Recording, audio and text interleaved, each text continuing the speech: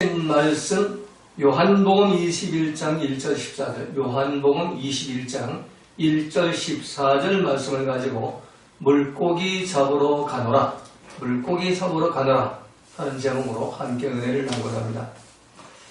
오늘 본문 말씀은 예수님의 십자가 죽음을 직접 목격하고 또 무덤에 장사 지낸 지 3일 만에 부활하신 예수님을 두 번씩이나 직접 만나뵙고 또 부활하신 예수님으로부터 로고스 말씀까지 들은 베드로와 또 여섯 제자, 일곱 제자가 물고기 잡으러 이제 갈릴리 바다로 가는 그런 내용이 오늘 본문에 기록된 내용이었습니다.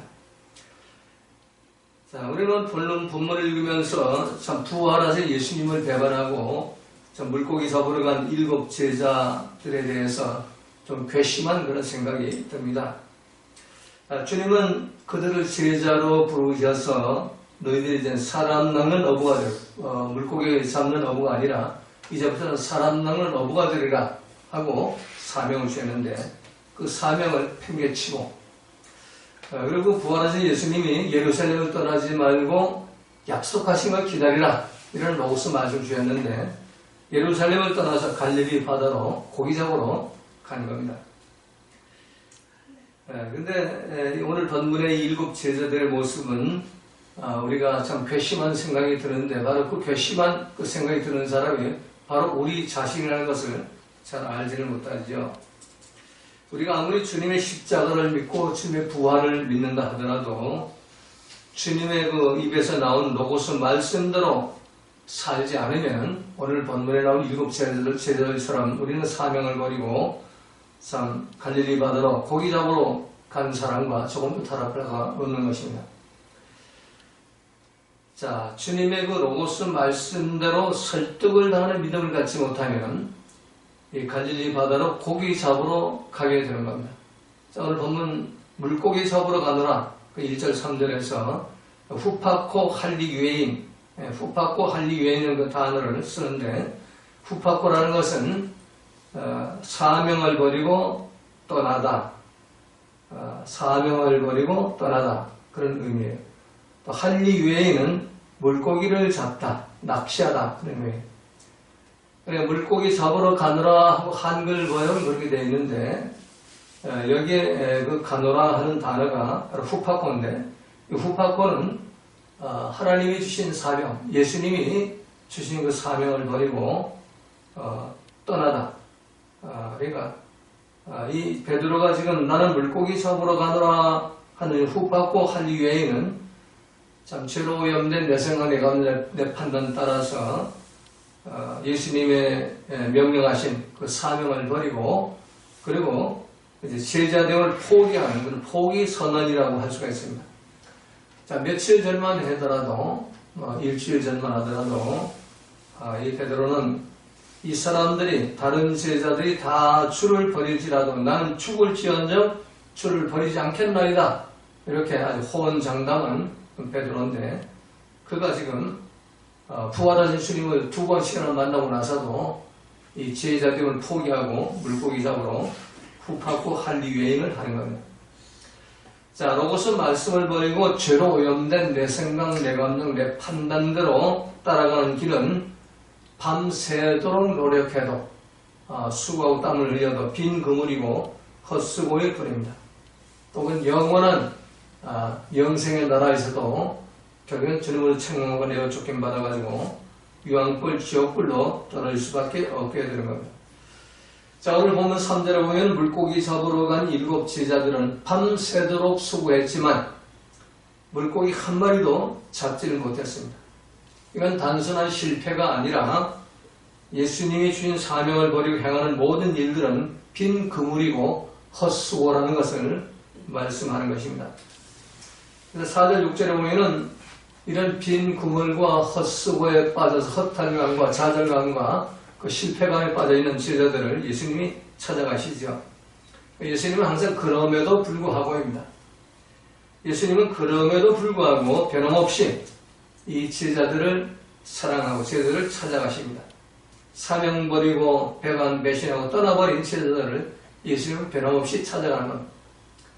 그냥 찾아가는 것이 아니라 구운 생선과 떡을 가지고 가서 숯불까지 준비해가지고 숯불구이를 하시면서 제자들을 기다리는 겁니다. 자, 날이 밝아올 무렵 부활하신 예수님이 제자들에게 다가가셨지만 이 제자들은 예수님을 알아보지 못하죠. 근데 예수님이 너에게 고기가 있느냐? 이렇게 묻죠. 예수님과 지금 그 베드로가 탄 배와의 거리가 한 200m쯤 되는 그런 거리인데, 이 소리가 다 서로 들리죠. 예수님이 이제 너희 고기가 있냐? 그러니까 예수님이 아시죠? 밤새도록 이놈들이 고기를 잡지 한 마리도 잡지 못할 것이다. 얼마나 허탈감과 실패와 좌절에 빠져가지고 지금 피곤해 있지 않겠냐? 그럼 내가 이들을 찾아가서 구운 떡과 구운 고기로 숯불고기를 해서 이들을 먹여야 되겠다. 그리고 찾아가신 겁니다. 그러면서 그들이 고기를 못 잡았습니다. 그러니까 그럼 배 오른편에 그물을 던져라. 이렇게 로고스 말씀을 주시죠. 그러나 이 제자들은 이번에는 예수님 그 말씀에 순종 복종하죠. 믿자의 본전이다. 밤새도록 잡지 못했지만 저 알지 못하는 나그네가 강변에 이 바닷가에 서가지고 오른편에 그물 던져라. 그러니까 뭐 밤새도록 오른편도 던지고 왼편도 던지고 뭐 앞에도 던지고 뒤에도 던졌지만 한 번도 던지지 못 잡았지만 이제 그 말씀을 의지해서 오른편에 던지리이다. 그리고 던졌다니까 153마리가 큰 물고기가 잡혀가지고 방어라고 해요. 방어. 큰 방어가 153마리가 잡혀가지고 그물이 찢어질 정도 됐지만 그물이 찢어지지 않고 이 해변까지 이제 배가 끌고 나왔죠.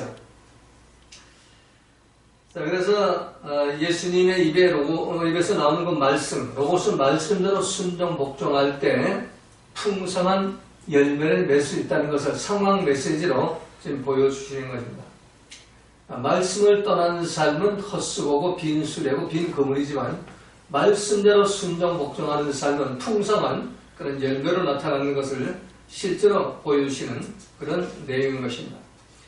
자, 그러자 제자들 중에 가장 먼저 예수님의 가장 사랑하는 자, 예수님 품 안에서 항상 예수님 심장 박동 소리를 듣고 있던 요한이 주님이시다, 부활하신 예수님이다. 그렇게 이제 베드로한테 말하죠. 베드로는 원래 성질이 급하니까 예수님이라는 소리를 듣고 그냥 바다로 뛰어들죠. 그러니까 겉옷을 두르고서 바다에 뛰어들어 200m를 헤엄쳐서 이렇게 나오죠. 그리고 나머지 제자들은 이제 그 만선의 기쁨을 안고 이제 바닷가로 배를 몰고 이제 나오는 겁니다. 자, 그래서 그 예수님께서 그 제자들이 그 바닷가에 오시는 그런 모습을 보면서 참 그 9절 14절에서 예수님은 떡과 물고기 그 조반상을 차려놓으시죠. 자, 미운 사람에게 떡 한 개 더 주라는 속담대로 예수님은 자신을 배반하고 배신하고 떠난 그런 제자들에게 숯불구이를 하시죠. 생선도 준비해 오시고 떡도 준비해 오셔가지고 그걸 맛있게 구워가지고 그리고 제자들을 이제 맞을 준비를 하는 겁니다. 자, 이건 단순한 식사가 아니죠. 예수님을 배반 배신하고 떠난 그런 제자들을 변함없이 사랑하신다는 예수님의 사랑의 표시고 또 여전히 그들을 위해서 생명 양식을 공급하는 메시아 그리스도라는 것을 상징하고 있는 겁니다. 자, 신약성경에 기록된 그 예수님의 모습은 어디에서도 비판 정죄를 찾아볼 수가 없습니다. 무조건 용서, 무조건 사랑입니다.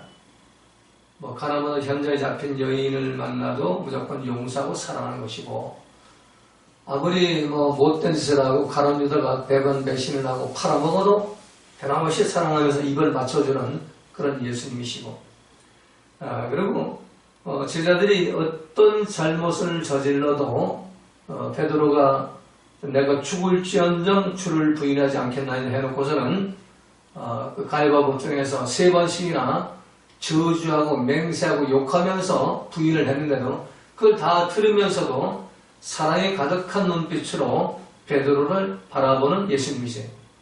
그러니까 우리가 그 로고스 말씀의 통치를 받는 예수님을 내 메시아 그리고 왕으로 우리가 영접을 하고 그분을 왕으로 믿는다면 그분의 왕의 말씀대로 설득을 당해서 설득당한 그리스도의 믿음을 갖는다면 우리 예수님의 모습을 본받아서 그대로 우리가 살아가야 하는 겁니다. 그런데 우리는 그렇게 살지 않죠.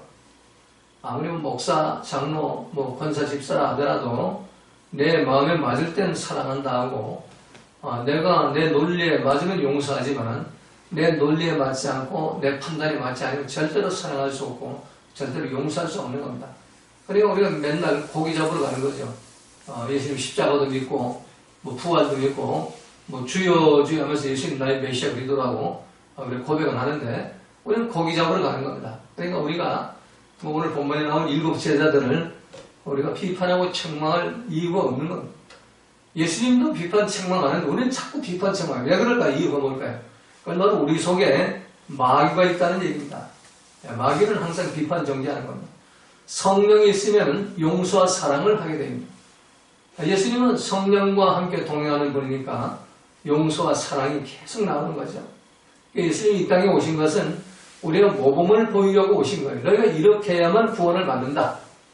입술로 주여주하고 예수님 십자가 믿고 부활 믿고 예수님을 내 왕으로 주님으로 고백을 하면 구원 받는다고 엉터리 같은 허황된 그런 믿음 생활을 하지 말고 오늘 본문에서 참 끝까지 제자를 사랑하면서 끝까지 모범을 보이신 예수님을 우리가 따라가야 하는 겁니다. 자, 떡과 물고기, 떡을 이제 오프사리온, 물고기가 오프사리온이고 떡은 아르토스라는 단어를 사용하는데 이 물고기는 그때 당시 이 갈릴리 지역에서 주요한 그 음식 중에 하나였죠. 그리고 이제 이 아르토스라는 떡은 생명의 양식을 의미합니다. 그냥 떡이 아니라. 그래서 예수님은 나는 생명의 떡이라고 요한복음 6장 35절에서 아르토스라는 그 단어를 사용하는데 생명의 떡. 제자들에게 나누어준 떡은 바로 생명의 떡을 나누어주고 있는 겁니다. 이 생명의 떡을 우리가 먹어야만 우리가 살 수가 있는 겁니다. 예수님 변함없이 배반 배신을 때리고 떠난 제자들까지도 쫓아가서 그들을 다가가서 그들에게 달려가서 생명의 떡을 공급하시면서 그들의 타락된 믿음을 회복시켜가지고 예루살렘 망의 타락방으로 돌려보내는 겁니다.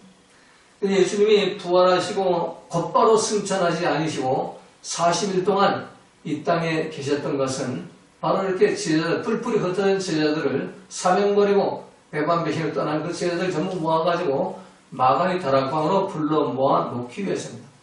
왜? 마가의 다락방에서 기도해가지고 회개하고 기도해가지고 성령을 선물로 받게 해야만 그 죄로 오염된 내 생을 내가 반론 따라 살아가지 않고 배반 배신 때리지 않고 생명 내걸고 순교의 그런 믿음을 가지고 예수님 로고스 말씀을 전할 수가 있게 되기 때문인 것입니다. 그래서 우리가 이 부활절 지났다고 그냥 우리 예수님 부활 내부활 이러고 끝나지 말고 이제 성령 강림절을 바라보면서 우리도 회개해서 죄사함 받고 성령 선물을 받아가지고 참 회개한 제자들처럼 참 생명 내걸고 로고스 말씀대로 살고 로고스 말씀을 전파해가지고 참 주님 다시 오시는 날 정말로 잘했다고 칭찬받고 상급받고 멸관받는 그런 성도님들 모두가 되시기를 주님의 이름으로 축원합니다.